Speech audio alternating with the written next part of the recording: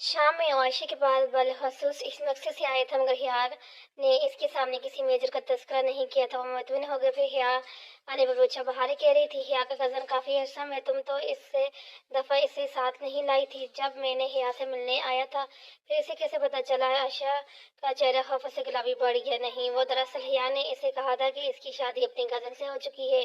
तो बहार बार बार मुझसे पूछ रही थी कि इसका कज़न कैसा है। मैं कह दिया कि बहुत अच्छा है। वो जो सच था वही कहा। वो गड़बड़ा कर सर झुकाकर लकड़ी चीरने लगी। थैंक यू आयशा, तुमने हमेशा मेरा साथ दिया। मैं कभी तुमसे कोई और फेवर मांगू तो क्या तुम दोगी? बिना किसी तासर के इसने संजीदगी से पूछा। आयशा ने सर उठाकर से देखा। जब हमें देखती रही, फिर गर्दन असबाब में हिला दी। तुम मुझ पर भरोसा नहीं करते, हालांकि तुम करना चाहिए। फिर वो जैसे कुछ कहते कहते रुक गई और सर झटक कर दोबारा से काम करने लगी। वो यकीनन मोतियों के बारे में पूछना चाहती थी, मगर क्या फ़ायदा। फिर अब रोज ने हिया को मेजर अहमद की तरफ से फ़ोन भी कर लिया। इसकी बातों से ऐसे नहीं लगा कि वो बॉक्स के अब्दुलरहमान की तरफ से होने के बारे में जान चुकी है। इस वो ज़रा चहलाई हुई थी, शायद वो तंग आ चुकी थी। चलो खैर है, जल्द या बेदर खोल ख़त्म होने वाला था। चंद रोज़ इसी रूटीन में गुजर गए। सुबह होटल ग्रैंड दोपहर की फील्डिंग लेकर इस्तांबुल आ जाना। तैयब हबीब पाशा वापस इस्तांबुल आ चुका था। इस रोज़ इसने बार बार की मुदाहला शुरू कर दी थी। जो वादा किए थे वो पूरे करो।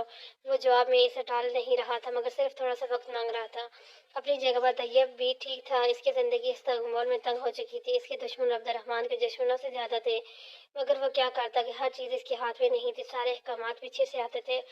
वो तो तैयब के वो झड़क कर खामोश करा देने के अलावा कुछ नहीं कर सकता था। ये बकता जगता मगर फिर खामोश हो जाता। वो अब्दुलरहमान को इनकार नहीं किया करता था। अपने गुस्से का इजहार कर देने के बाद पसाई हुई इख्तियारी कर लेता था। इसको मालूम था कि इसकी बका अब्दुलरहमान के साथ में है, इसकी दुश्मनी में नहीं। चंद रोज़ बाद इसे एहसास हुआ हिया को अपने फ़ोन में इसके एड्रेस के बारे में इल्म हो गया है, क्योंकि इस रोज़ जब वो अचानक इसे बर्गर किंग आई तो वो ज़रा हैरान हुआ। जानती थी कि वो दोनों चलते चलते इस्तेकाली स्ट्रेट ख़त्म कर दें। वो काम छोड़कर बाहर आ गया और साथ में अपना फ़ोन भी चेक किया।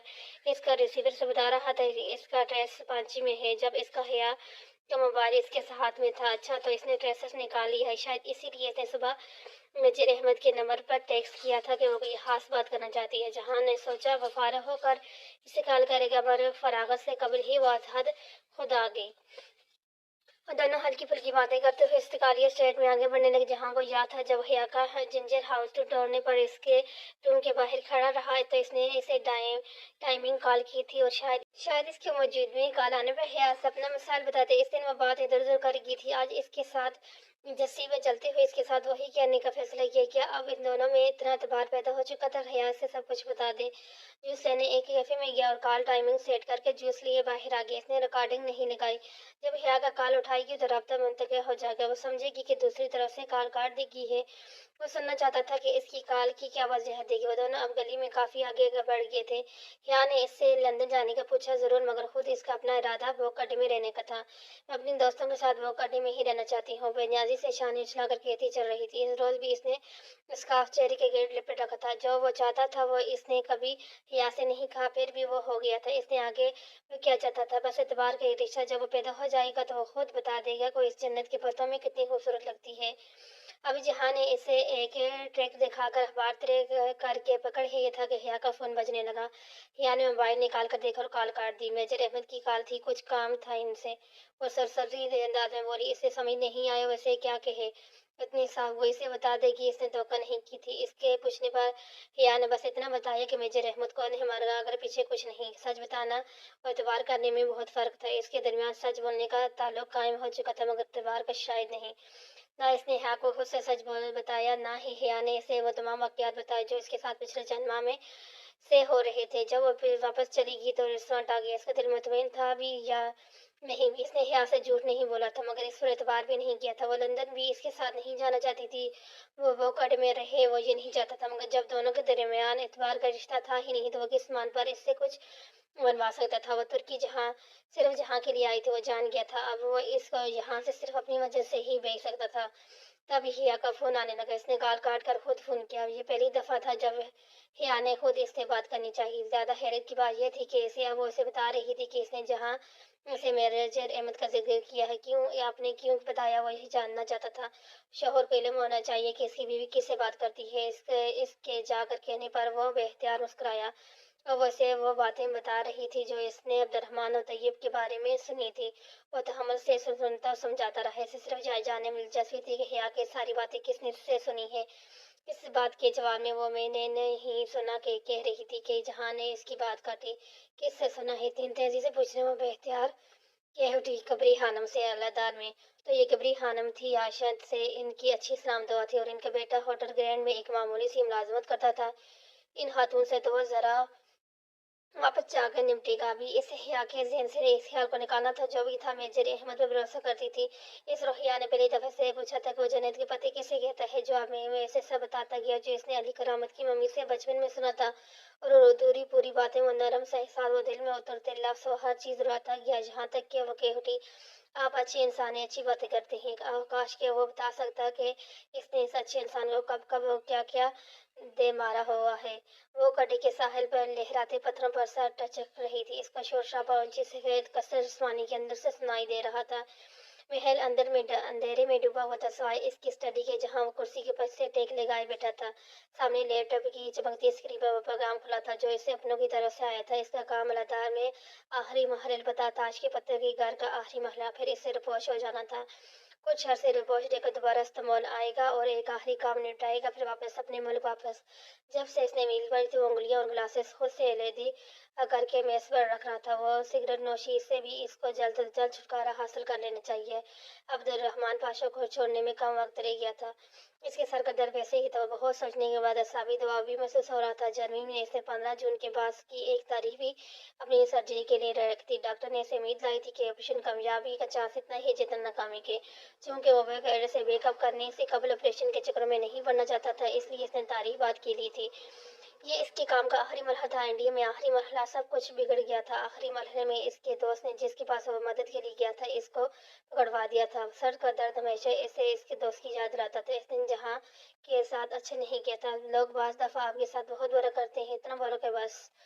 तमाम सोतों को झटक कर फोन उठाया। इसके स्टूडेंट नंबर निकाला। मेरे पास आपके लिए एक सरप्राइज है ARP।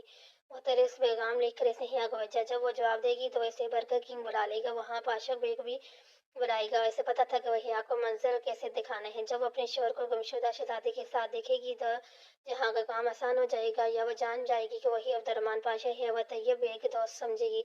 दोनों सूरतों में से दूर चली गया। भले तुर्क से ना जाए भले इस्तांबुल से ही चली जाए। बाद में हमेशा की तरह वैसे माजरत करने चला जाएगा और उसे मना लेगा। मगर वो वीडियो इसने गिरी सांस लेकर मोबाइल रखा। वीडियो अभी तक लॉकर में थी। अगर जाने से कबल वो उसे नहीं निकाल पाई तो वो वीडियो वापस रख लेगा। या ये सब 9 जून से 15 जून तक के वक्त में सेटअप करना होगा, अभी नहीं। वो रेस्टोरेंट आया तो ये भी हबीब का इंतजार कर रहा था। इसके मामला वही था जो जहाँ का वही रवैया भी वैसा था। चंद रोज इंतजार कर लो, मैं तुम्हारी फैमिली को बाहर भिजवा दूंगा। मैंने बात की है, बहुत जल्द सब कुछ सेट हो जाएगा। वो बेतासर लहजे में कहते हुए रजिस्टर चेक कर रहा था। आज जो पाशा ने गुस्सा नहीं किया ना ही लान तान की। इतना बस इतना कहा, मैं उम्मीद करता हूँ तुम जल्द से जल्द मेरे काम कर दो। जहाँ हर फैमिली सबके लिए है, मोती है, मेरे लिए भी और तुम्हारे लिए भी। इसके आखिरी अल्फाज पर जहाँ ने निगाह उठा कर से देखा। पाशा बेग के कोट का कॉलर दुरुस्त किया और अलविदाई में सर कराहट के साथ पीछे दरवाजे की तरफ बढ़ गया। और फिर शायद वो सिर्फ धमकी दे रहा था। इसकी फैमिली के बारे में कुछ नहीं जानते, ऐसे ही से धमकाना चाह रहा था। जहाँ सर झटक का काम करने लगा। इंसान की अपनी इनफरादी सलाहियत पर हद से ज्यादा एतमाद बाज़ दफे से दूसरों को अंडर एस्टिमेट करने पर मजबूर कर देता है। इसके साथ भी यही हुआ, मगर अभी वो ये नहीं चाहता था। शाम में वो मामूल के मुताबिक रेस्टोरेंट के किचन में खड़ा गोश्त काट रहा था जब इसका मोबाइल हल्के से बजा। और टून समझ गई कि पैगाम किस तरफ से है, मगर इसने फोन जेब से नहीं निकाला। करीब ही इसके दो शेफ काम कर रहे थे। एक तो पुरानी वर्कर थी मगर दूसरा तुर्क लड़का नया था। इसको जहाँ ने हाल ही में बता रखा था। वो जानता था कि तुर्क एजेंसी का है और सिर्फ इसकी जासूसी के लिए यहाँ काम कर रहा है। इसको रखने का फायदा यह था कि अब वो अपनी मर्जी की बातें तुर्कों तक पहुंचा सकता था। ट्रिपल एजेंट बनकर काम करना इस तरह वो और भी आसान हो गया था। इसके हाथ साफ किए गोश्त रखा खामोशी से बाथरूम की तरफ चला गया। अंदर आके इसने दरवाजा बंद किया, पैगाम खोला। चंद लम्हों में इसने पैगाम कोड किया और फिर जैसे ही हर तरफ अंधेरा छा गया। वो लड़का उम्र वो नहीं रहा था। इसे किसी ने मारा और कब और कहाँ मारा कुछ मालूम न था। जो वक्त जैसे एक दफा फिर परसों पहले इंतकालिए में पहुंच गया। वो अपने छोटे छोटे हाथों से मिट्टी खोद रहा था, मिट्टी जिससे आज भी खुशबू आती है। क्या अमर को दफन होने के लिए मिट्टी मिली होगी? क्या उसे खुद वो मिट्टी मिल पाएगी? इसके दिल में तकलीफ उठ रही थी, शदीद तकलीफ। इसने जेब से फोन डाला, टूटी बंद खोली और संग पर झुककर चेहरे पर पानी छपटे मारने, फिर सर उठाकर आईने में खुद को देखा। शिद्दत जबरदस्त से इसकी आंखें सुर्ख पड़ रही थी। दादा कहते थे मोमन के लिए दुनिया के दहाना है, और ठीक ही कहते हैं। इस बर्गर किंग एक दहा नहीं थी। वो सारा काम छोड़ कहीं दूर जाना चाहता था। वो बसवर के किनारे बैठकर ढेर सारा रोना चाहता था। अगर दादा होते तो कहते फौजी रोया नहीं करती। काश वो इनसे पूछ लेता कि अगर फौजी का दिल दर्द से फटने लगे और जैसे सारे जिस्म में टूटने का कांच उतरने लगे तो फिर क्या करे? क्या दुनिया में रोने से बेहतर भी कोई दवा होती है? सलाम जहाँ कहाँ है? बुलंद आवाज में अथल पथल सांसों के दरमियान वो बाहर कहीं पूछ रही थी, जैसे वो दौड़ कर आई हो। जहाँ ने होले से नफी में सर झटका तौलिए सर चेहरा होश किया और नीम आंखें रगड़ता बाहर आया। वो फ्रीडम फ्लोट के स्टेट प्रोटेस्ट के लिए आई थी और अब वो चाहती थी कि वो भी इसके साथ चले। जहाँ इससे नजर मिलाए बगैर गोश्त को टुकड़े उठाने लगा। इन आंखों से वो देख रहा था कि हिया ने निकाब ले रखा था। निकाब के अंदर से साफ जाहिर था इसने नया नया निकाब लेना सीखा, मगर फिर भी निकाब नेट था। इसे क्या हो गया है? वो इतना बदल कैसे की? वो भी एकदम से नहीं, आहिस्ता आहिस्ता। मगर ये तब्दीली कितनी अच्छी लगती थी इसमें। अभी वक्त नहीं था इस खुशी को जीने का, भी और मौका था। दिल में कुछ मर सा गया था।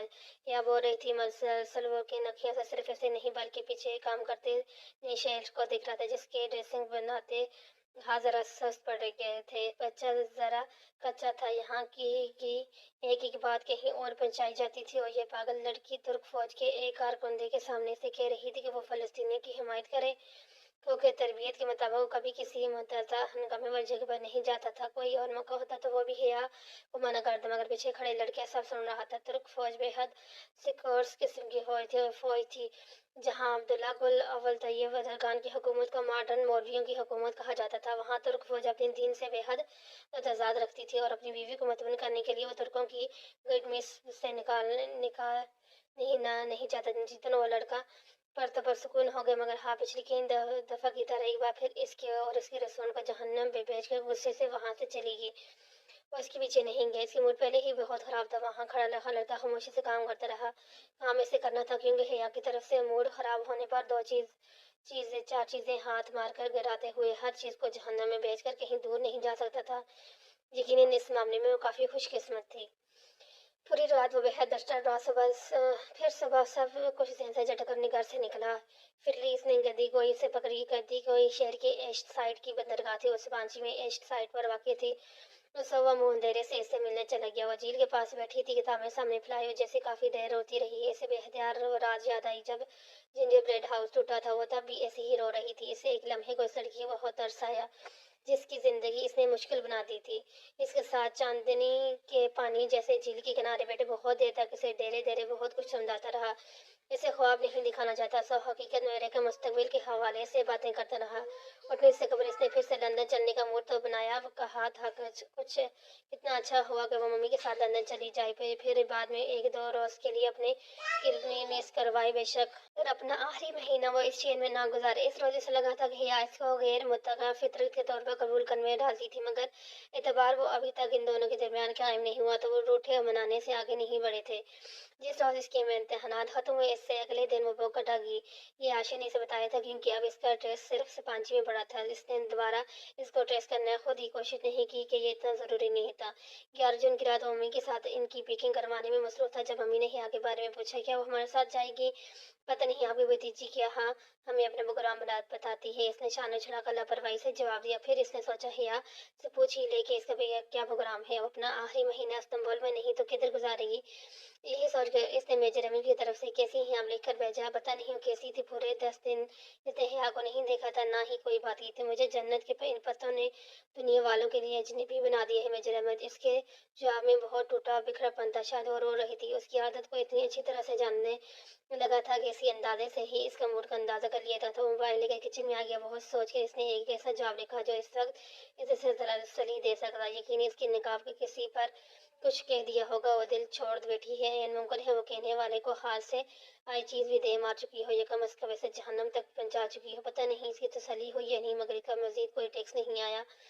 صبح کو اڈا نہیں گیا کیونکہ آج ہفتہ تھا، وہ چاہتا تھا کہ حیا کے حوالے سے کچھ طے کر لے، مگر تبھی کام کے دوران اس کو باہر جوہرا مال کے لاکر کا پیغام وصول ہے۔ ایک لڑکی جو سیاہ بائی میں تھی 9 نمبر لاکر سے کچھ لے کر گئی ہے کریٹ۔ وہ تیزی سے اپنی جگہ سے اٹھا، اسے معلوم تھا کہ اسے کیا کرنا ہے۔ اس سے بیکے نے ایک وسیلے سے واپس سے پانچی چلی جاتی، اسے پاشا بے دونوں کو اپنے ریسٹورنٹ پہنچ کر کہہ چکا تھا۔ پاشا بے کا مسکن قریب ہی تھا، سو وہ حیا سے پہلے پہنچ چکا تھا۔ کیا میرا کام ہو گیا؟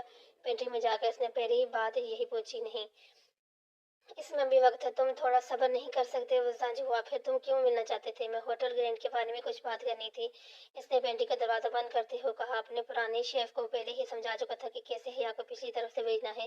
اب پاشا بے کو ہوٹل کے معاملات کے بارے میں بتانا، وہ کھڑکیوں سے روشن دان کی طرف دیکھ رہا تھا جو اس کے کھول رکھا تھا۔ وہ آئے گی تو اسے شیف کے چمکتے شیشے میں روشن دان کا عکس نظر آ جائے گا، تب وہ اس دونوں کی باتوں سے جان پائے گی کہ دونوں کے درمیان کوئی جھگڑا چل رہا ہے۔ حسرت ہو کر پاشا بے جلد ہی ہوٹل گرینڈ کی بات ختم کر کے اپنے کام کی طرف آ گیا۔ تب ہی سے وہ روشن دان کے عکس میں نظر آئی، وہ جیسے ٹھٹک کر رک گئی۔ وہ ظاہر کیے بنا اپنے محسوس انداز میں بات کیے گیا۔ اسے معلوم تھا حیا اندر نہیں آئے گی۔ اگر اس نے دروازے پر دستک دی یا گھنٹی بجائی تب وہ اسے فوراً جانے کا کہہ دے گا۔ زبردستی تو اندر نہیں آنا چاہے گی، مگر جو ہوا اس کے گمان میں بھی نہیں تھا۔ تمہاری بیوی باہر کھڑی ہے، جہاں اسے اندر نہیں بلاؤ گے؟ جیسے ہی پاشا بے کی نظر اس پر پڑی تو مسکرا کر جہاں کو لگا کسی نے پینٹری کا سارا سامان اس پر لوٹ دیا۔ وہ کیسے جانتا تھا حیا کو یہ ناممکن تھا؟ اگر وہ اسے جہاں کی دوست کہتا تو وہ اتنا شرمندہ نہ ہوتا، مگر جہاں کی بیوی، اسے کیسے پتہ چلا اس بات کا؟ تو ترکی میں کوئی ڈاکومنٹس پروف بھی نہیں تھا۔ پھر ویسے حیا کے بارے میں اور بھی بہت کچھ بتا رہا تھا، اسپانجی، اس کے جن اسٹوڈنٹ، رول نمبر، وہ سب جانتا تھا۔ ان کی ملاقات بھی ہو چکی تھی۔ حیا نے گردن ہلا کر تصدیق کی، مگر وہ انہی میں یقین نظروں سے اسے دیکھ رہی تھی۔ اگر وہ دونوں مل چکے تھے تو اس نے پتہ نہیں کیا کہ حیا کو کیا بتایا ہوگا۔ سب کچھ الٹا ہو گیا۔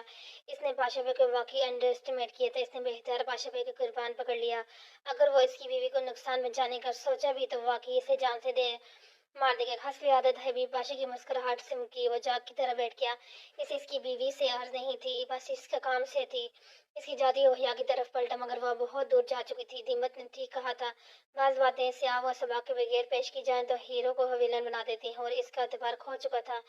حیا نے اس کی کوئی بات نہیں سنی، وہ فوراً وہ جگہ چھوڑ کر چلی گئی۔ وہ اسے ترکی سے بھیجنا چاہتا تھا، مگر اس طرح نہیں، خود سے بدظن کر کے نہیں، خود کو بے اعتبار کر کے نہیں۔ وہ سب کچھ الٹ گیا۔ بہت دفعہ منصوبے الٹے پڑ جاتے ہیں، کوئی بھی انسان ماسٹر پلان نہیں ہوتا، وہ بھی نہیں تھا۔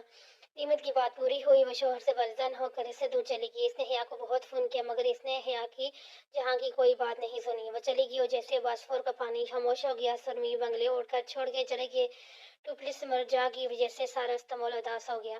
وہ چلی گئی اور اپنا ڈریس پانچی کے روم میں ہی چھوڑ کر چلی گئی۔ ایسے اس نے کبھی نہیں چاہا تھا۔ دیمت کی بات پوری ہوئی تھی۔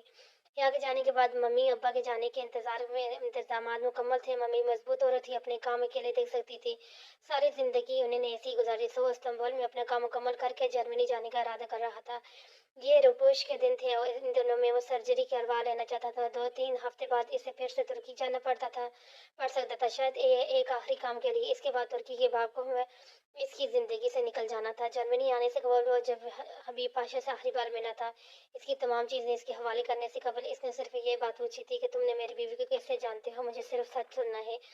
بتائیے۔ بیگ نے سچ بتانے سے انکار نہیں کیا، وہ اسے کبھی انکار نہیں کر سکتی تھی۔ بقول اس رات جب وہ برگر کنگ کے داخلی دروازے کے ساتھ لگی ساتھ والی میز پر چہرے کے سامنے اخبار پھیلائے بیٹھا تھا تو اس نے 2 لڑکیوں کو گفتگو سنی جو وہاں کھڑی تھیں۔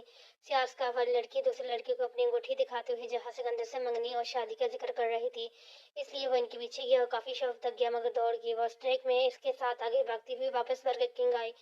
اسے اندازہ تھا کہ وہ اسکور تک ضرور آئے گا، سو وہ وہیں انتظار کرتا رہا۔ پھر جب رات 1:30 بجے والی بس میں انہوں نے اسکور کی سے پکڑی تو اس نے یونیورسٹی کیمپ تک پیچھا کیا۔ اگلے روز اس نے ایک جاننے والے سے کہہ کر وہ تمام معلومات نکلوائی جو حیا کے متعلق یونیورسٹی سے نکلوا سکتا تھا۔ اس نے طیب حبیب پاشا کو اس کے ڈاکومنٹس دے دیے، پھر بک اڈا جا کر آنے کو بالآخر وہ خبر سنا دی جس کا وہ 1.5 برس سے انتظار کر آپ کا بیٹا مل گیا ہے۔ وہ ایران میں تھا اور اس کے کچھ دشمن استنبول میں اس واپسی کی راہ دیکھ میں ریکارڈ بنے ہوئے تھے۔ इतने अरसे में पहली दफ़ा तैयब ने अपनी माँ को फ़ोन किया आने और खुशी व तशक्र से बेहाल थी। जब तैयब जब हबीब ने चाहा कि वो तीनों अब इसके पास ईरान आ जाएं तो इनके आने में खुशी राज़ी होगी। अब आशी की बारी थी आने ने अपने और जहाँ के ने अपने तौर पे इसको साथ चलने के लिए कहा। वो सब्र व शुक्र वाली लड़की थी और वो जानता था कि वो समझ चुकी है कि वक्त आ पहुँचा है कि जब वो मसनूई रिश्ते की दौड़ टूट जाएगी। अब्दुर्रहमान इनकी ज़िंदगी से निकल गया और एक दफ़ा फिर फैमिली की तरह रहेंगे। आशा ने सब्र किया लिया सारी अजियत को दिल ही दिल में दबाकर रवानगी के लिए पैकिंग करने लगी। बहारें रोने और आशी की चुभनाएं इसे अंदर ही अंदर बहुत डिस्टर्ब किया। ये सब इसकी वजह से हुआ, इसकी वजह से इसका कांटेक्ट ये बेब इधर नहीं रह सका। आशा और बहारे को अब्दुर्रहमान को बुलाने में एक अरसा लगेगा। इसके बाद सारी जिंदगी की तेज नबी बर्बाद नहीं कर सकेंगे। वो अपने अंदर की बहुत सी तलहियां जिंदगी में छोड़कर जा रहा था, मगर वह क्या करता, यही इसकी जॉब थी। मम्मी को अभी तरक्की से जाने में चंद दिन थे, मगर इस काम को खत्म था। सो वो जर्मनी चले गया। जिस रोज इसकी सर्जरी मत होगा, इसी सुबह इसने हिया को फोन किया। उससे ये कहना चाहता था कि वो बीमार है, इसकी सर्जरी है और इसके लिए दुआ करें, मगर वो किसी और मूड में थी। ज्यादा फिक्र फ्लैश ड्राइव के पासवर्ड की थी।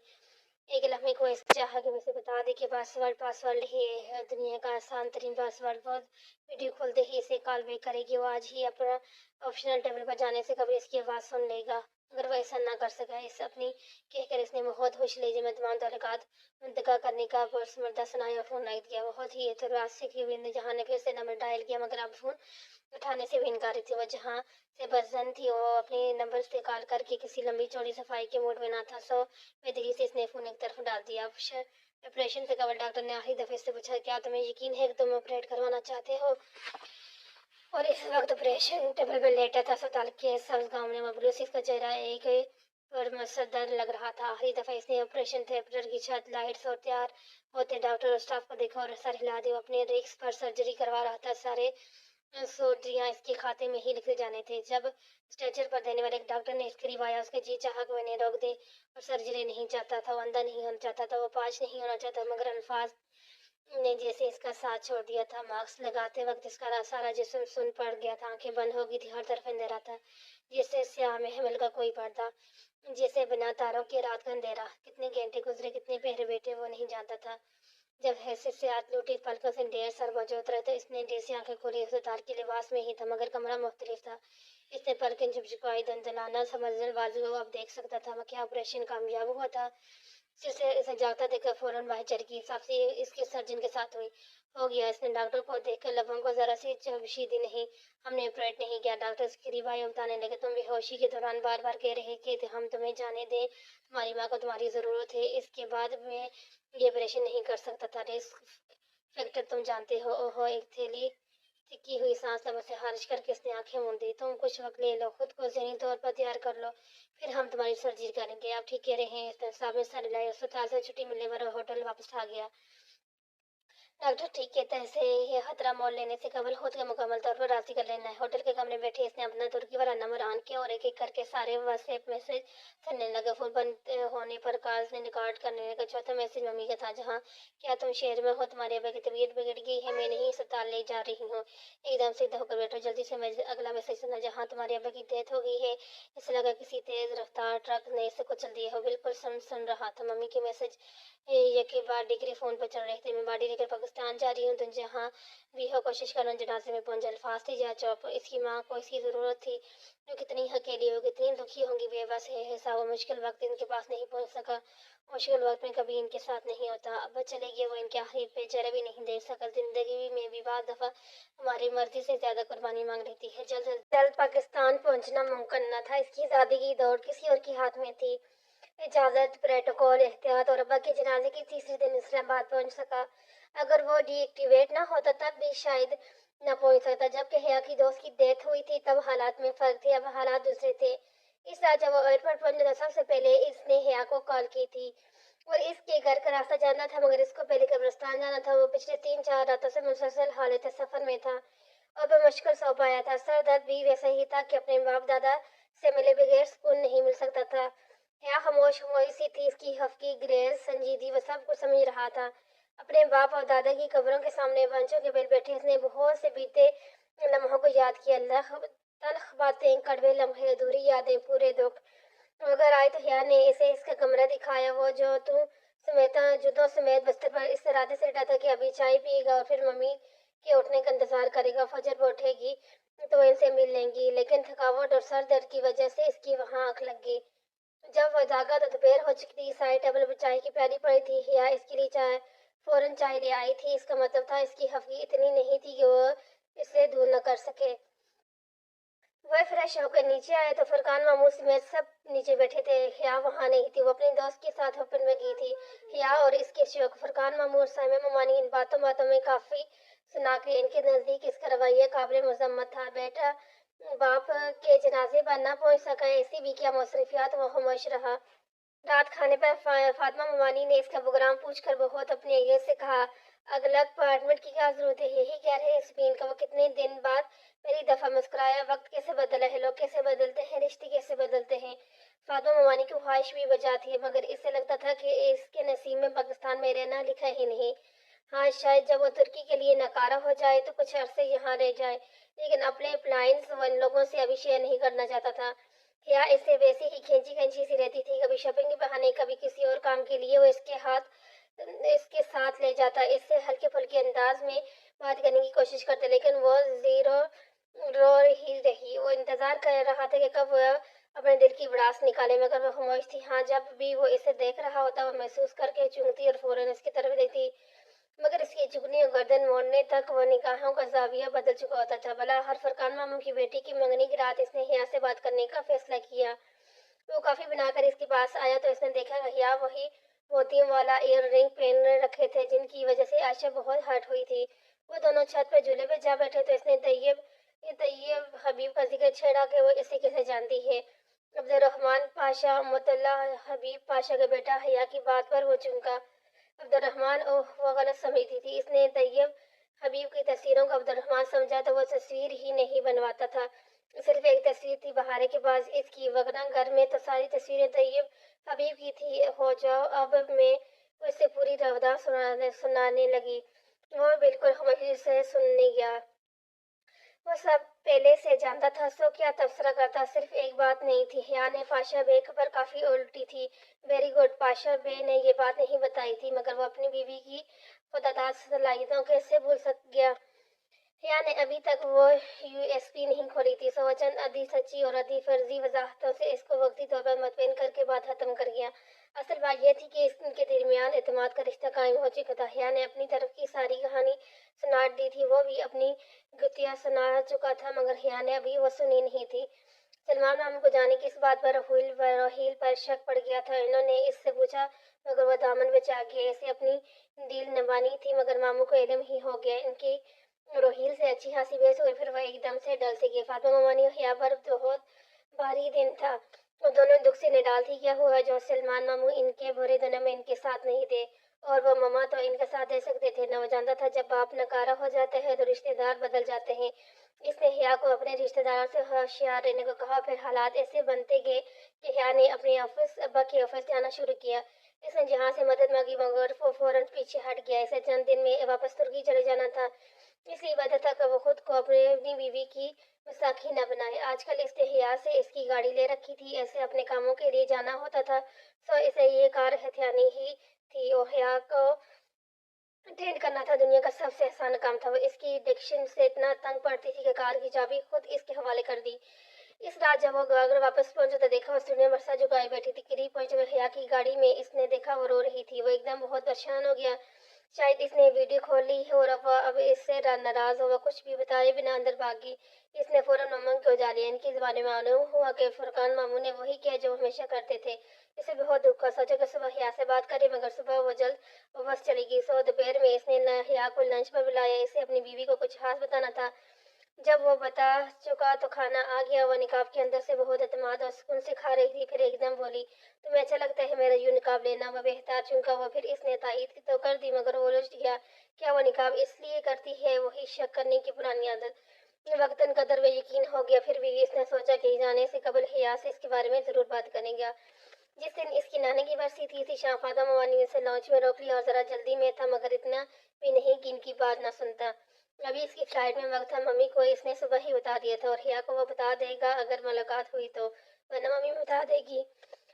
क्या तुम है क्या तुम हिया को समझा नहीं सकते? फातिमा ममानी बहुत मान से इसको कह रही थी कि वह हिया को समझाए कि वो अपनी जिद छोड़ दे। और तहम्मुल से सुनता गया। हिया आगे तो ममानी चली गई।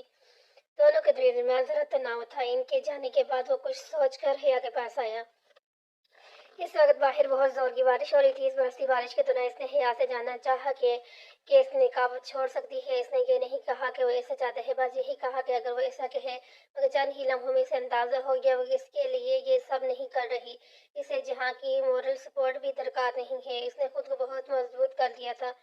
अब मजीद क्या रखना, कोई वाज़ेहत, कोई उम्मीद, कुछ भी थामे बगैर वो वहाँ से चला गया।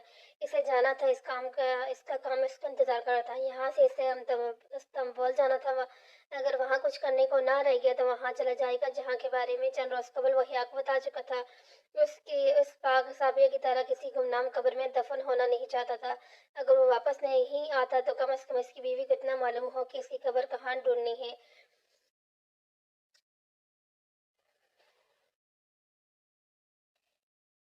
के दूसरी तरफ लखा दिया। वलीद की गाड़ी सन से आगे बढ़ गई।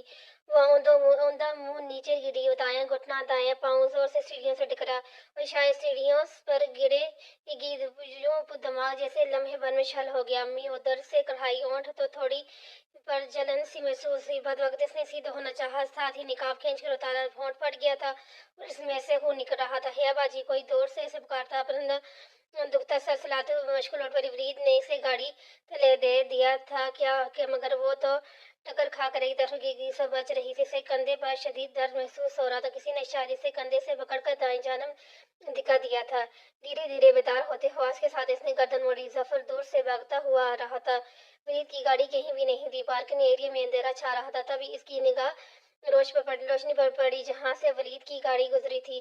सिर्फ एक लम्हा था, इसीलिए लम्हा लगा इसके दिमाग को सामने नजर आते मंजिल को समझने में। और दूसरे ही पल जैसे इसकी सारी तमन्नाएं वापस आ गई। वो बदहवास सी उठी।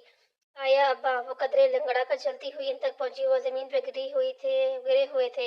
इनको चोट किस तरह से लगी वो नहीं जानती थी, मगर इनका सर फट गया था और पेशानी से खून उबल रहा था।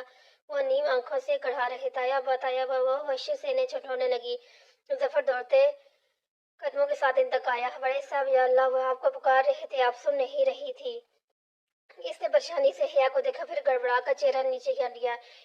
इनको गाड़ी से टक्कर लगी है जफर। वो खुदाया मुझे बचाते बचाते शदीद शिद्दत जज्बाती से वो कुछ बोल ही नहीं पा रही। अपने हाथ से इसने तायब के माथे से बोलते खून पर हाथ रखा तो लम्हे में खून सुर्ख गीले होके ताया बंद होती आंखों से निहार से सांस ले रहे थे। वो आपको आवाज दे रहे थे, आप आगे से नहीं हटी तो वो जफर इससे पेश आने वाले वाक्य बता रहा था, मगर इस वक्त ये सब गैर जरूरी था। बमशर इसने ख्वास मजमू करके सोचना चाहा कि सबसे पहले से क्या करना है। इनका खून बह रहा है, फर्स्ट एड बॉक्स भी नहीं है, क्या करूँ? इसने परेशानी से कहते इधर उधर देखा। जफर से ज्यादा ख्वास वास्ता लग रहा था। ऑफिस बिल्डिंग भी बंद हो गई है। ना होती तभी ये जगह ऑफिस बिल्डिंग की बेस्ट पर थी। आसपास कोई नहीं था जिसे मदद के लिए बुला पाती। जाओ देखो गाड़ी में कोई कपड़ा है तो ले आओ। पहले इनका खून रोकना है, फिर अस्पताल लेके चलते हैं। पता नहीं जी, आपकी गाड़ी किधर रखा होगा आपने? वो बात देख कर वापस आया और शदीद हंसती गाले में भी अपने पाँव को देखते हुए बताया, खुदाया मैं क्या करूँ? इसने गर्दन इधर घुमाया। इसका सियाह पर सड़ियों के गिरी पड़ा था। जफर इसने पुकारा, मगर वो नीचे देखता रहा। जफर मेरी बात सुनो। वो दबी दबी चिल्लाई, पहले तो इसमें मुंह ने देखो वलखाया। पहले तुसी मुंह ते धक्को वलखाया। उफा मेरी बात सुनो, जाओ मेरे पर्स उठा के लाओ। कहने के साथ ही जफर उठा और भागकर इसका पर्स ले आया। पर्स में ऐसा कुछ भी ना था। ताया करने के सांस की हल्की होती आवाज वैसी ही सुनाई दे रही थी। खुदाया वो क्या करे? जख्म शायद बहुत बड़ा ना था, मगर बुढ़ापे की उम्र पूरी थी यूं गिरना बहुत अशर्मनाक था। ताया आंखें खोलें, हम आपको अस्पताल लेके जा रहे हैं, मगर प्लीज आंखें खोलें। ताया फुरकान ने जरा सी आंखें खोली और सर के श्वास बताना चाहे वो ठीक है, फिर आंखें बंद कर दी। वो इनका बोलता खून कैसे रुके? बाया करने वाली लड़की की अक्सरियत की तरह वो भी बाया के नीचे दुपट्टा नहीं लेती थी। सो कुछ भी था कि ताया का जख्म रखती, मगर नहीं। इसने तेजी से ताया के माथे से हाथ हटाया, अपनी पिस्तौल की पिन खींची और इसे सर से उतारा। खेचर में जिगरे बालों का जूड़ा ढीला होकर गर्दन की फर्श पर आ गया। चेहरे की गिल्टों निकल गए तरफा में झूल गई। ताया ने नीम आंखों से इसे देखा। इसने स्याह कपड़े को जल्दी जल्दी गोल मोल करके इनके माथे के जख्म पर दबाकर ताया ने कर्व से आंखें बंद कर ली। जफर गाड़ी की तरफ ले आओ, इनको जल्दी से अस्पताल लेके चलते हैं। इसने हाथ से ताया के जख्म को कपड़े से दबाया। सर उठाकर जफर को देखा, वह हक्का से देख रहा था। जफर गाड़ी इधर लेके आ, गुस्से से जोर से चिल्लाई। वह स्प्रिंग की तरह उछल कर खड़ा हुआ और गाड़ी की तरफ भागा। चंद ही लम्हा बाद वो दोनों ताया को सहारा देकर गाड़ी में डाल रहे थे। फर्क कहाँ है, क्या वो घर पर था? गाड़ी में बैठते हुए ताया के दूसरे नंबर के बेटे का ख्याल आया, जो हाउस जो कर रहा था। नहीं जी, फरह भाई की आज कल थी, वो अस्पताल में है। जफर कार स्टार्ट करते हुए जनी से इस देख में देखा। जी ठीक है, अस्पताल ले चलो, जल्दी करो। वो पिछली सीट पर ताया के साथ बैठी। अभी तक इनके जख्म पर स्याह कपड़ा से दबाए हुए थे। मगर बाजी, आप ऐसे कैसे जाएंगी? जफर को ताया से ज्यादा इसकी फिक्र थी। वो जो कहा है वो करो, तेज चलाओ गाड़ी। जफर चुप कर गया, मगर बेहद गैर आरामदेह था। चंद मिनट बाद इसने एक कार घर के गेट के सामने रोकी। किया ने चूक कर से देखा, घर अस्पताल के रास्ते में ही था, मगर इन्हें रुकना नहीं था। 1 मिनट बाजी में आया। जफर वो आवाजें देती रही, मगर वो गेट के अंदर जाता पूरे मिनट भी नहीं गुजरा था जब वो दौड़ता हुआ वापस आया। ड्राइविंग सीट पे बैठा और दरवाजा बंद किया। एक दुपट्टा इसकी तरफ चलाया और कार स्टार्ट कर दी। और जफर इसने जैसे थक कर नफी में सर हिलाया। फिर तयशुदा सफेद दुपट्टा खोला और लिपट कर सर पर ले लिया। वो साइमा ताई का दुपट्टा था, वो पहचानती थी। ताई नीम आंखों से ऐसे देख रहा है, ताया नीम आंखों से ऐसे देख रहे थे। इतना वक्त दुपट्टा लाने में ज़ाया कर दिया तुमने। खैर थी सफर में ऐसे ही चली जाती। जवाब में जफर ने हौले से सर झटका। वह दो खानदानों में दख्त डालकर अब हयाबाजी कहती हैं कि मैं इसे ही चली जाती। जेर लब हफ्की बड़बड़ाया। इसे एकदम से जोर सियासी मगर वो मुश्किल दबागी। इस बदतमीज जफर को तो मैं बाद में पूछूंगी। फर्क अस्पताल में ही था। ताया को फौरी तौर पर दाखिल कर लिया गया। इन्हें कार से टक्कर नहीं लगी थी, बस इसे आगे धकेलते हुए खुद तवाज़ुन बरकरार न पाए थे। महामर आदमी के गिरने से ही बहुत तकलीफ होती है, मगर फर्क का कहना था कि इतनी तशवीश की कोई बात नहीं, मामूली चोट है, ठीक हो जाएगी। एक तो पता नहीं इन डॉक्टर्स को इतने बड़े पैमाने पर चीर फाड़ करने के बाद भी अच्छे खासे जख्म भी मामूली क्यों लगते हैं। घर फोन मत करना, अभी सब हुआ हुआ परेशान हो जाएंगे। वैसे भी टांके लगवा कर इनको घर लेकर जाएंगे। और तुम्हें तो चोट नहीं आई? फरीक से तायाबे की हालत के बारे में बताने के बाद मुड़ा तो इसने एकदम जैसे ख्याल आया। नहीं मैं ठीक हूँ, थैंक यू। इसने नहीं बताया कि इसका दांव घुटना और पाँव दुख रहा है। और जहाँ सिकंदर की बीवी थी, इतने मामूली जख्म को लेकर ही वो परेशान होती। जहाँ पता नहीं वो कहाँ थे। इसने कब बताया कि वो किधर जा रहा है? इसका जहन फिर से इस निज पर भटकने लगा। तब ही फरह ने कहा, तुम जफर के साथ घर चले जाओ, अब हरी से ही। इसने शायद से किसी से पेशकश की। एक जमाने में वो साइमा ताई के बकौल इसको पसंद करता, मगर जब से वो तुर्की से आई थी, इसके पर्दे के बायस वो मोहताज हो गया था। मैं ताया को यहाँ छोड़कर कैसे जा सकती हूँ? मैं तुम लोगों के साथ ही जाऊंगी। फर्क एक सांस लेकर आगे बढ़ गया। अब्बा को इसने वहाँ से कॉल करके इतला कर दी थी कि ये भी कह दिया था कि अभी किसी को मत बताएं। जीशान अंकल अब्बा के साथ घर पे ही थे। उन्होंने अब्बा को बताया कि हया सुबह इनके ऑफिस आई थी, मगर जल्दी वापस किए चली गई। इसने बेख्तियार माथे को छुआ किया। वो आज का ही दिन था। यूं लगता था कि इसका इस बात को सदियां बीत गई हो। अब्बा इससे माजरत करने में मुझे कुछ काम याद आ गया था। फिर इसने इन दोनों को वलीद के मुताबिक बताया, और कोई झूठी बात तो नहीं थी। इक़दाम कत्ल था। और जद में ताया फरकान असगर भी आए थे। अब्बा का गम व गुस्से से बुरा हाल थे। इसने इन्हें खुद आने और घर में किसी को भी बताने से मना कर दिया कि वो लोग बस वापस आ ही रहे थे। रात अभी ज्यादा गहरी नहीं थी जब फरह और जफर के साथ आया। अब्बा को घर के लेके पहुंचे। ताया चल सकते थे, मगर सहारा लेकर। एक तरफ से फरह ने इनको सहारा दे रखा था, दूसरी तरफ या ने इनका बाजू थाम रखा था। घर के दाहिनी दरवाजे से वो बेहतियार रुकी। एकदम से इसे कुछ याद आया। वो इस घर में दाखिल नहीं हो सकती। चलो भैया, मैं ज्यादा खड़ा नहीं रह सकता। ताया ने निकाहत बड़ी आवाज में इसे उताकर डांटा था। इसकी आंखों में बहुत सा पानी जमा होने लगा। वो मुश्किल जी के वन के हमरा चौखट के अंदर आई। लाउंज में बैठे तमाम अफराद चुन के खड़े हुए। इसने सियाह वाए बस सफेद तारों वाला दुपट्टा तिरछा निकाब ले रखा था। एक वो रात थी जब इसी जगह ताया ने इसे सब के सामने बेइज्जत करके निकाला था। और आज की रात थी जब वो इस हालत में इस घर में दाखिल हो रही थी। इसका हाथ आया के हाथ पकड़ रखा था। ताया का बेटा इनके साथ था, और इसने जिस दुपट्टे से निकाब कर रखा था वो साइमा ताई का था। क्या हुआ फर्क है? साइमा ताई, अरे सोनिया भाभी सब परेशानी से दौड़े चले आए। फर्क सबके सवालों को जवाब दे रहा था। बस खामोशी से ताया को सहारा देकर इनके कमरे तक लाने में मदद कर रही थी। ताया अब्बा ने बेड पर लेटने तक इसका हाथ थाम रखा था। सारे घर वाले परेशान और मुतासिफ से इसके घर जमा हो चुके थे। ताया लेट गई तो इसने नरमी से अपने हाथ लादा किया और इनका तकिया दुरुस्त किया। तब इन्होंने पूछा, कैसे हुआ ही ये सब? साइमा ताई परेशानी से पूछ रही थी, वलीद लगारी ने हमें गाड़ी से टक्कर मारी थी और वो भी जानबूझकर। कौन वलीद लगारी? इरम जरा हिरस से चूंकि कंपनी में हमारा शेयर होल्डर है, अमीर लगारी का बेटा। ताया की गर्दन तले तकिया रखते हुए वो सबके सवालों जवाब दे रही थी। चूंकि इस कमरे में थी इसलिए फर्क खुद ही वहां से चला गया। हया पानी सबको छोड़कर उन्होंने इससे मुखातिब किया। वो तेजी से बाहर निकली, किचन में आकर पहले खुद पानी पिया, फिर इसके लिए पानी ले आई। बेटा तुम्हारी शाल। इन्होंने गिलास लेते हुए ने कहा, ज़्यादा लहजे में। एक लफ्ज़ी इस्तफार की शाल से मुराद इसके स्टॉल थी। इसने समझ कर उस बाद में सर हिलाया। वो मैंने रख ली थी ताया बा, इस्तेमाल के लिए नई स्टॉल ले लूंगी, मगर इसे आप पास रखूंगी। फिर वो नीम आंखों से मुस्कुराई, उनका हाथ पकड़कर वहीं इनके पास बैठते हुए बोली, मैं इस स्टॉल को कभी नहीं दूंगी ताया बा। मैं इसमें बहुत कुछ है जो मेरे लिए बहुत कीमती है। तायब ने हल्के से मुस्कुराकर सर को इसबाब में जरा सी जश्मी दी और आंखें मूंद ली। साइमा ताई हक तक इनके हाथ को देख रही थी जो हिया के दोनों हाथों में थामा रखा था। इनकी शायद समझ नहीं आ रहा था कि हुआ क्या है। खुद हिया शायद सारी जिंदगी इस लम्हे के, इस कीमती लम्हे की वाज़ियत किसी को न दे सकती थी। जो खामोशी से आया, थोड़ी सी खून का हराज लेकर इसका बहुत कुछ लौटा गया। खून जो वाकई पानी से गाढ़ा होता है। ताया सो गए। फुप्पो सलमान साहब, फातिमा ताई अभी वहीं बैठी थी। इन सबको जफर फौरन बुला लाया था। साइमा ताई, दावर भाई, सोनिया, बल्कि पूरा घर ही जाग रहा था। सब ताई के लिए परेशान थे। क्या और क्या जरूरत थी शेयर होल्डर्स को सालाना डिजिट देने की? फादर डेढ़ सेट। एक तो मैंने बगैर तनख्वाह के इतने दिन काम किया, ऊपर से डांट भी मुझे ही पड़ेगी। दो उंगलियों से निकाब नाक से थोड़ी तरह उतारते हुए हफ्की से बोली, डायरेक्ट एहसान जताने से ज़ाया हो जाते हैं। वो मुस्कुराते हुए बोले, रहने दे अब्बा। अच्छा बताएं, वलीद की एफआईआर क्या क्या बना?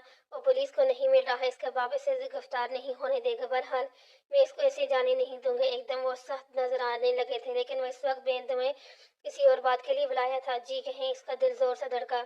अब वह अपनी बीमारी के बायस बहुत से मामला से दूर रहे थे, मगर फिर भी इनके कानों तक ये बात पहुंच गई थी। यकीनन बुलाकर उन्होंने हिया से दो टोक बात करने का फैसला किया। जहाँ साहब वापस क्यों गए हैं? इसे काम था कुछ। आ जाएगा कुछ दिन में ही वापस। साइमा भाभी कुछ और कह रही थी। वो सोचती निगाह से देखते हुए बोले, हिया ने लापरवाही से शान उठाए। साइमा ताई तो दादी पर भी सारी उम्र ही इल्जाम लगाती रही हैं कि वो इन पर जादू करवाती हैं। अगर साइमा ताई को जहाँ के बारे में तजर्बा दुरुस्त माना जाए, तो दादी वाला भी तो दुरुस्त माना जाए। वो भी हिया थी, इसने भी हाँ न मानने का तहिया कर रखा था। देखो, मुझे तुम्हारी इस बुरके वगैरह से कोई मसला नहीं, मगर इसकी वजह से तुमने अपने ताया अम्मा बहुत नाराज किए हैं। तुम्हें चाहिए था कि तुम इनकी बात का एहतराम करती। बड़ों का हुक्म मानना फर्ज होते हैं। और कुछ लम्हे सोचते निगाहों से नहीं देखती रही, फिर कहने लगी, अब आपको एक बात बताऊं, हज़रत उमर बिन खत्ताब रज़ी अल्लाह ताला अन्हो ने अपने बेटे अब्दुल्ला से कहा था कि वो अपनी बीवी को तलाक दे दे। इब्ने उमर रज़ी अल्लाह ताला ने ऐसा नहीं किया। जब आप सल्लल्लाहु अलैहि वसल्लम को इस बात का इल्म हुआ, तो आप सल्लल्लाहु अलैहि वसल्लम ने इब्ने उमर से फरमाया कि बीवी को तलाक दे दो। यूं अब्दुल्ला बिन उमर रज़ी अल्लाह ताला अन्हो ने वालिद की बात का एहतराम करते हुए बीवी को तलाक दे दी। वह लिहाज भर को रुकी। सलमान साहब सीट से टेक लगाए, एक हाथ में पेन घुमाते गौर से सुन रहे थे। फिर हुआ ये कि अरसे बाद एक शख्स इमाम अहमद बिन हम्बल रजी अल्लाह ताला अन्हु के पास आया और इनसे कहा कि मेरा बाप चाहता है कि मैं अपनी बीवी को तलाक दे दूं। इमाम अहमद रजी अल्लाह ताला अन्हु ने कहा कि ऐसा हरगिज़ मत करना। इस शख्स ने जवाब में ये वाक़या बयान किया कि उमर बिन खत्ताब रजी अल्लाह ताला अन्हु के कहने पर उनके बेटे ने तो अपनी बीवी को तलाक दे दी थी, फिर मुझे ऐसा क्यों नहीं करना चाहिए? अब्बा, आप जानते हैं ये इमाम अहमद बिन हम्बल रजी अल्लाह ताला अन्हु ने इस शख्स से क्या कहा था कि आप अब इख्तियार बोले? तो हिया हल्की सा मुस्कुराई। इन्होंने कहा, तुम्हारा बाप उमर जैसा है? ऑफिस में एकदम खामोशी छा गई। सिर्फ घड़ी की सुइयों की टक टक सुनाई दे रही। वेल, तुम एलएलबी की स्टूडेंट हो, मैं बहस में तुमसे जीत नहीं सकता। मैं सिर्फ इतना जानना चाहता हूँ कि तुमने हुला के बारे में क्या सोचा। इसका जैसे किसी ने सांस बंद कर दिया और लम्हे भर को शिल सी रहेगी। तुम्हें याद भी है میں نے ترکی جانے سے قبل بھی تم سے ایسی ہی بات کی تھی. جی مجھے یاد ہے. چند ثانیہ بعد وہ بولی تو اس کا لہجہ بے تاثر تھا. اور تب میں نے آپ سے یہی کہا تھا کہ مجھے ترکی جانے دیں. اگر وہاں جا کر مجھے لگا کہ وہ لوگ طلاق چاہتے ہیں تو میں اس رشتے کو وہیں ختم کر دوں گی. تو پھر اب ہمارے درمیان یہی ڈیل ہوئی تھی کہ ترکی سے واپسی تک آپ مجھے ٹائم دیں گے. اور اب عرصہ ہوا تم واپس آ چکی ہے. میں واپس نہیں آئی. آپشنلی مجھے ابھی ترکی سے واپسی کی کلیئرنس نہیں ملی. پرسوں میں استنبول جا رہی ہوں. واپسی پر ہم اس بات کو ڈسکس کریں گے. بہت اعتماد سے کہہ رہی تھی. اب ہم متفق نہیں تھے مگر پھر بھی جیسے وقتی طور پر خاموش ہو گئے. اب وہ ایک اور بات بھی تھی. ہمت کر کے اس نے کہنا شروع کیا. میں سوچ رہی تھی کہ اگر کلیئرنس کروانے کے بعد میں لندن چلی جاؤں. زیادہ نہیں بس ایک ہفتے کے لیے. میں صرف لندن دیکھنا چاہتی ہوں. پھر کوئی ضرورت نہیں ہے. آپ زیادہ ہی ڈیپینڈنٹ ہوتی جا رہی ہیں. مجھے آپ کا ذرا کھینچ کر رکھنا پڑے گا. وہ لمحے بھر میں اپنی روایتی ابا بن گئے. ابا پلیز کہ اس کا لہجہ مجلتی ہو گیا. کوئی ضرورت نہیں. آپ کلیئرنس کروا کر سیدھی واپس آئیں گی. جتنا گھومنا ہے استنبول میں گھوم لو. ترکی کے کسی شہر میں جانا ہو تو بے شک چلی جانا مگر اکیلے نہیں. فرینڈ کے گروپ کے ساتھ جانا. لندن وغیرہ جانے کی ضرورت نہیں لیکن صرف ایک ہفتہ. کیا تم نے سن لیا جو میں نے کہا؟ ان کا لہجہ نرم تھا لیکن ابرو اٹھا کر تنبیہ کرتا انداز سخت تھا. وہ ہفتے سے جی کہہ کر اٹھ گئی. وہ آج پھر یونیورسٹی چلی آئی تھی. ڈاکٹر ابراہیم سے آج اس نے وقت نہیں لیا تھا لیکن پھر بھی وہ اسے کو اپنے آفس میں مل گیا. آپ نے ٹھیک کہا دراصل ہمیں لوگوں کو وقت دینا چاہیے. اس کے بامکل بیٹھی آواز بہت پرسکون کہہ رہی تھی اور اسی توجہ سے اسے سن رہے تھے. سامنے اس کے لیے مینو منگوا کر رکھی کافی سطح پر تیز سی مرغوب اٹھ کر فضا میں گم ہو رہی تھی. اس کے آفس کا خاموش پرسکون ماحول اس کے ساتھ کو ریلیکس کر رہا تھا. یقین کریں سر شروع میں آپ کے حجاب کی جتنی مرضی مخالفت کر لیں ایک وقت آتا ہے وہ اسے قبول کر لیتے ہیں. بلکہ یوں کہنا چاہیے کہ وہ آپ کو اس میں قبول کر لیتے ہیں. تعین حجاب تب بھی اتنا ہی ناپسند کیوں نہ ہو جتنا پہلے. اب مجھے یقین آ گیا ہے آہستہ سے سارے مسئلے حل ہوتے جا رہے ہیں. بالکل. انہوں نے مسکرا کر اس باب میں سر ہلا کر تائید. میں اپنے مسئلوں سے گھبرا گئی تو آپ کے پاس آئی ہے. تو اب میں نے آپ سے کہا تھا کہ یہ اصل بالصبر انسانوں کو انسانوں سے ہی چاہیے ہوتا ہے. آپ نے میری بات کی تائید کی تھی رائٹ جی. پھر وہ پوری توجہ سے سن رہے تھے. پھر سر یہ کہ میری پھوپھو کہتی ہیں کہ انسان کو اپنے مسائل دوسروں کے سامنے بیان نہیں کرنے چاہیے. جو شخص ایسا کرتا ہے وہ خود کو بے عزت کرتا ہے. کیا ایسا ہی ہے سر کہ ہمیں اپنے مسئلے کسی سے شیئر نہیں کرنے چاہیے؟ وہ جی اپنی کافی کی سطح پر آئی جا کو دیکھتے ہوئے کہہ رہی تھی جس میں مختلف اشکال نظر آ رہے تھے. مگر پھر ہم تو اسوا بالبصر کیسے کریں گے سر؟ جہاں کی طرف کی روادار سر گئے اس کے ذہن میں یہ سوال اٹک رہے گا. آپ کی پھوپھو ٹھیک کہتی ہیں. سوال کرنا یعنی کسی کے آگے ہاتھ پھیلانا بھلے وہ ہمدردی کے لیے ہی کیوں نہ ہو ہر حال میں ناپسندیدہ ہوتا ہے. انسان کو واقعی اپنے مسائل اپنے تک رکھنے چاہیے. دنیا کو اپنی پرابلم سائڈ دکھانے کی ضرورت نہیں ہے. اپنے مسائل واقعی اشتہار نہیں لگانا یا کریں مگر وہ لحاظ بر رکے وہ نہ ہو اس طریقے سے کرسی پر آگے ہو کر رہے ایسی مگر انسان پہ ہر وقت ایک صاف فیض نہیں رہتا میرے بچے. وقت بدلتا ہے مسئلے بدلتے ہیں. بعض دفعہ انسان ایسی سچویشن میں گرفتار ہو جاتا ہے جس سے وہ پہلے کبھی نہیں گزرا تھا. تب اسے چاہیے کہ اپنے مسئلے کا حل کسی سے پوچھ لے. انسان کو صرف تب اپنے پرابلم شیئر کرنی چاہیے جب اس کو واقعی اپنے پاس سے اس کا حل نہ ملے. کوئی ایسا دوست ایک ٹیچر یا پھر کوئی اجنبی. کسی ایک بندے کے سامنے اپنے دل کی بڑاس نکال دینے سے کوئی حرج نہیں ہوتا. وقتاً اسوا بالبصر کہے ہوئے لیکن ایک بات یاد رکھیں اس شخص کو کبھی اپنی وساکھی نہ بنائیں. آپ کو ہر کچھ دن بعد کسی کے کندھے پر رونے کی عادت نہیں ڈالنی چاہیے. دینے والا ہاتھ لینے والے ہاتھ سے بہتر ہوتے ہیں. ہر وقت دوسروں سے تسلی لینے کے بجائے بہتر ہے کہ ہم تسلی دینے والے بنیں. تو اسوا بالبصر صبر کی تلقین دینے کا نام ہوتا ہے ہر وقت لیتے رہنے کا نام نہیں. اس نے سمجھ کر سر ہلایا. اس کی کافی اب ٹھنڈی پڑ دیتی جا رہی تھی. جا کی اشکال چھٹتی جا رہی تھی. اسے خوشی تھی کہ آج وہ سر کے پاس پھر سے نئے مسائل لے کر نہیں آئی تھی. میں سمجھ گیا اور مجھے کچھ اور بھی بتانا ہے آپ کو. اسے جیسے اسی پل کچھ یاد آیا. آپ نے کہا تھا میں احزاب کی پہلی میں کچھ مس کر گئی ہوں. میں نے اس بارے میں بہت سوچا. پھر مجھے خیال آیا اچھا اور کیا؟ وہ دلچسپی سے کہتے ہوئے ذرا آگے ہوئے. سر جنگ احزاب کے ختم ہونے کے بعد بنو قریظہ اپنے قلعوں میں جا چھپے تھے. مسلمانوں نے ان کا تحقق کیا اور ان کو جا لیا. اگر بنو قریظہ کا فیصلہ آپ صلی اللہ علیہ وآلہ وسلم کو چھوڑا جاتا تو آپ صلی اللہ علیہ وآلہ وسلم زیادہ سے زیادہ ان کو وہ جگہ چھوڑ دینے کا حکم دے دیتے. مگر ان کا فیصلہ سعد رضی اللہ تعالی عنہ کو چھوڑا گیا تو قبیلہ اوس سے تھے. انہوں نے بنو قریظہ کا فیصلہ یہودیوں کی اپنی سزاؤں کے مطابق کیا، یعنی کہ تمام مردوں کو غداری کے جرم میں قتل کیا جائے۔ یہ بنی اسرائیل کے ہاں غداری کی سزا تھی۔ کیا میں نے یہی بات مس کر دی تھی کہ آخر میں بنی قریظہ کو ان کے اپنے ہی سزا دیتے ہیں؟ ڈاکٹر ابراہیم مسکرا کر سر جھٹکتے ہوئے آگے بڑھے۔ یہ آپ کہاں چلے گی؟ غزوہ بنی قریظہ جس کا ذکر کر رہی ہیں یہ غزوہ احزاب کے بعد ہوئی تھی۔ یہ غزوہ احزاب کا حصہ نہیں ہے۔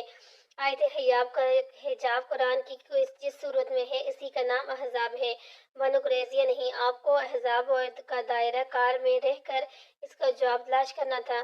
اچھا پھر آپ مجھے بتا دیں کہ میں نے کیا مس کیا؟ اس نے حفقی سے پوچھا۔ پتہ نہیں سر، اس کو کیا دکھانا چاہتے تھے؟ کیا میں نے یہ نہیں کہا کہ سورہ احزاب اور حجاب مناسب ہے؟ یہ آپ نے کہا تھا۔ آپ نے اس پہلی کہہ کر ایک چیلنج کے طور پر قبول کیا۔ سو آپ کو یہ پزل خود مکمل کرنا ہے سر۔ تھوڑی بہت چیٹنگ تو جائز ہوتی ہے۔ ہرگز نہیں۔ اچھا کچھ کھائیں گی؟ آج تو میرے پاس ترکش کینڈیز بھی نہیں ہے۔ نہیں سر، میں بس یہ کافی بہت ہے، پھر میں چلوں گی۔ اگلی دفعہ میں آپ کے پاس اس پہلی کا آخری ٹکڑا لے کر ہی آؤں گی، وہ ایک عزم سے کہتی ہوئی اٹھی۔ ڈاکٹر ابراہیم نے مسکرا کر سر کو جھٹک دی، انہیں جیسے اپنی اس ذہین اسٹوڈنٹ سے اس بات کی امید تھی۔